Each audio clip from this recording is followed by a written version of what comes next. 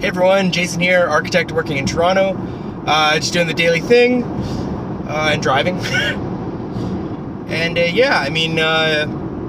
we've come to kind of the end of the month of January, and this is always the toughest for me, the toughest financial time for my practice.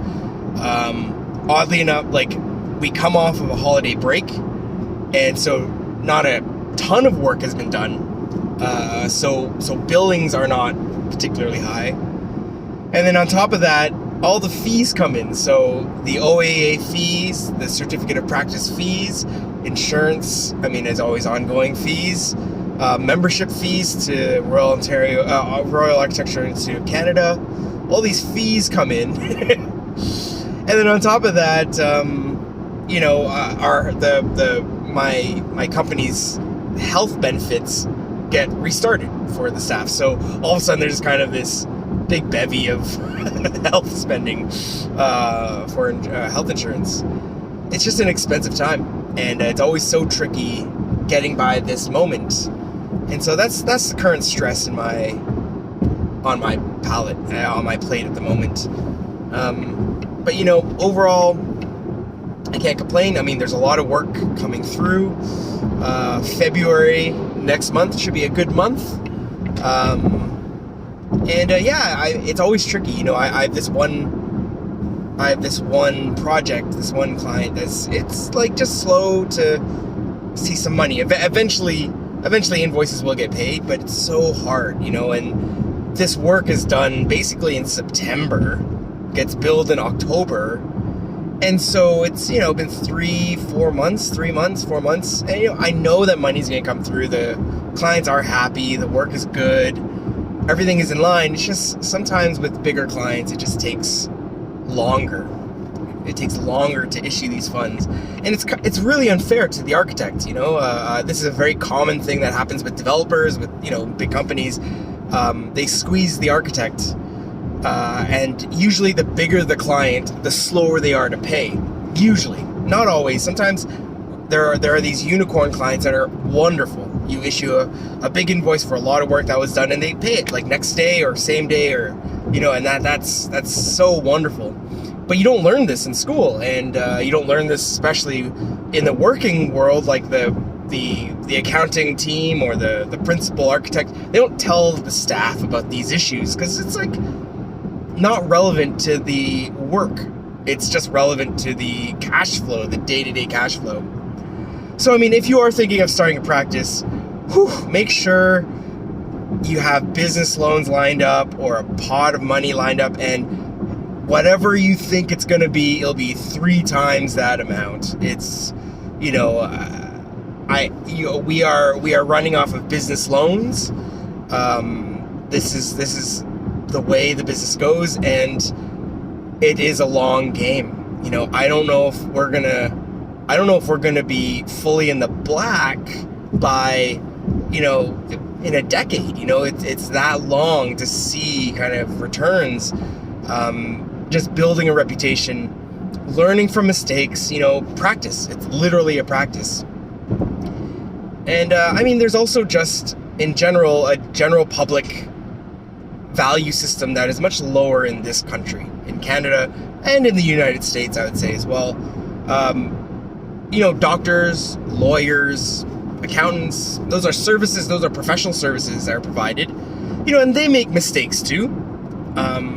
But for some reason, for the architect who is providing professional services and also tapping into creative, like serious creative spatial faculties, it's just not as valued, and trying to get compensated off of that value is so difficult.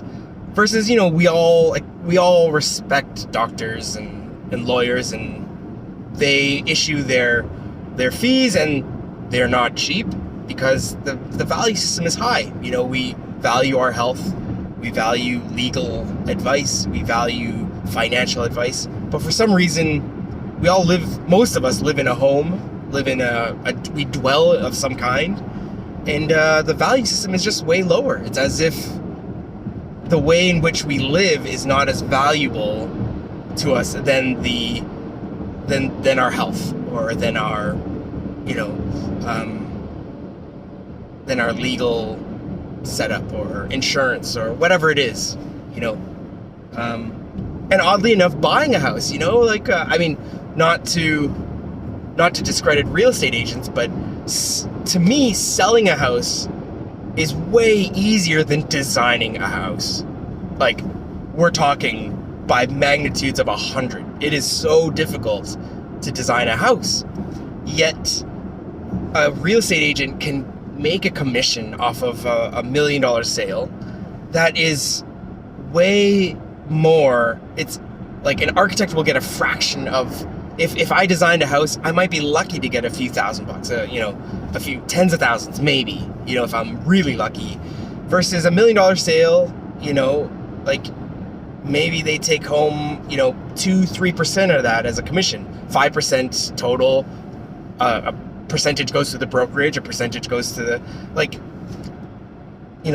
the cost, the actual human cost to design a house is hundreds and hundreds of man hours, human hours, of mind trust, versus selling a house, I believe is not as, it's still, I don't mean to discredit a real estate agent, but it is, the amount of work is not really there. So,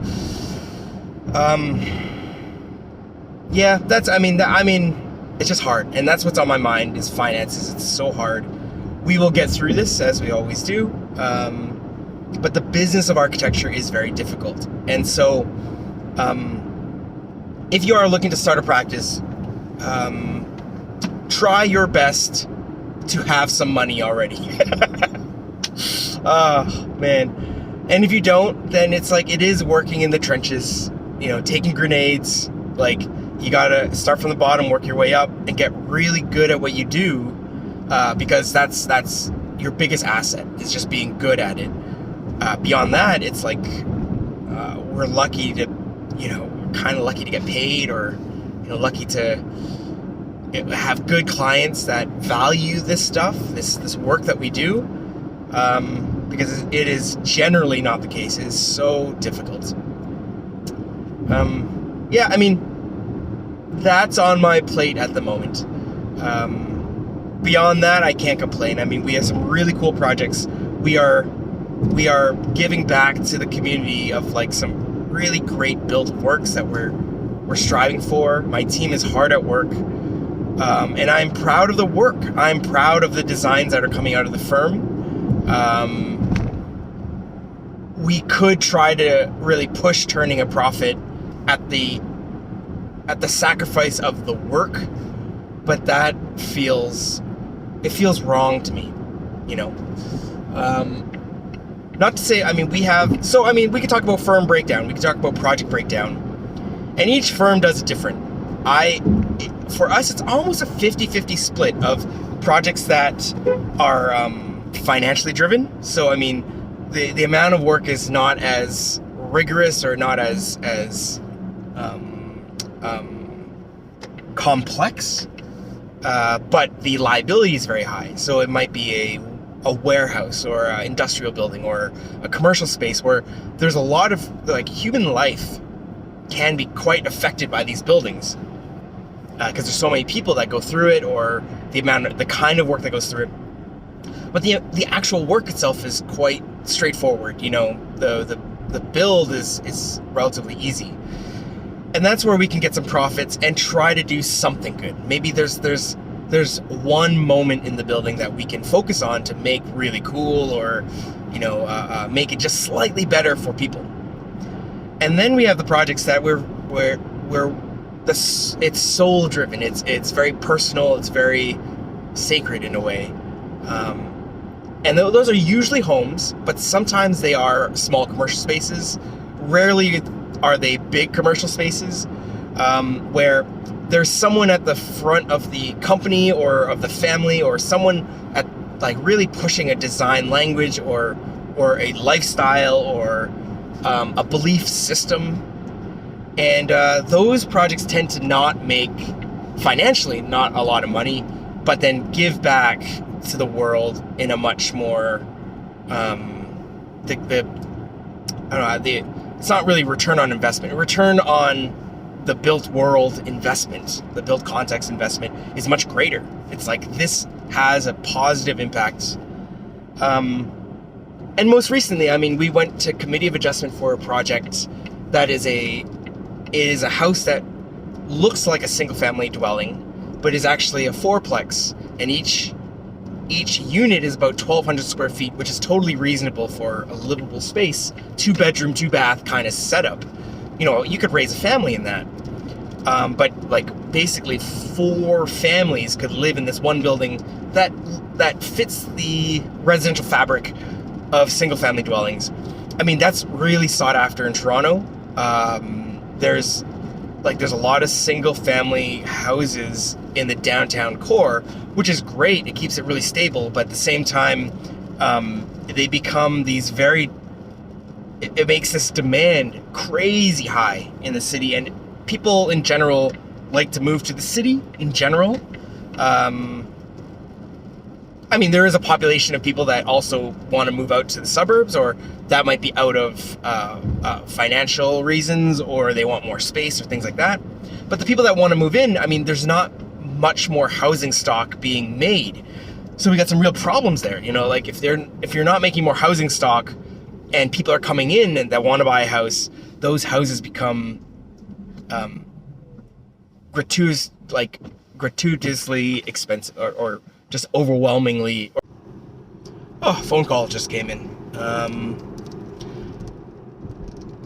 I'm driving here. I'm driving near my, like, where I used to live back in the day, and this is a route I used to take in high school.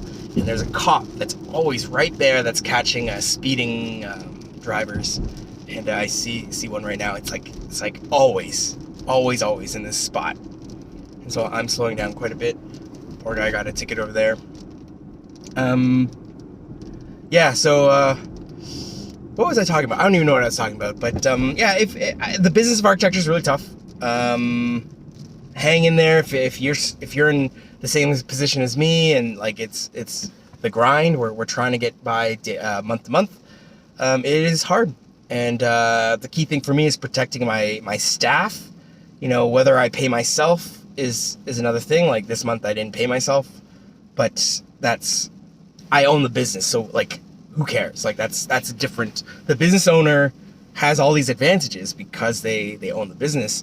The employees are working for you. So I really do believe we got to protect the employees as much as possible.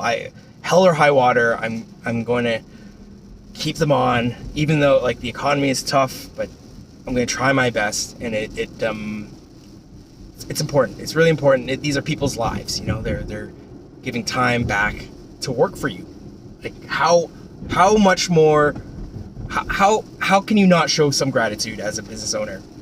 And that's the attitude I take. And I hope you know, this is gonna be a good year, you know, getting out of this pandemic.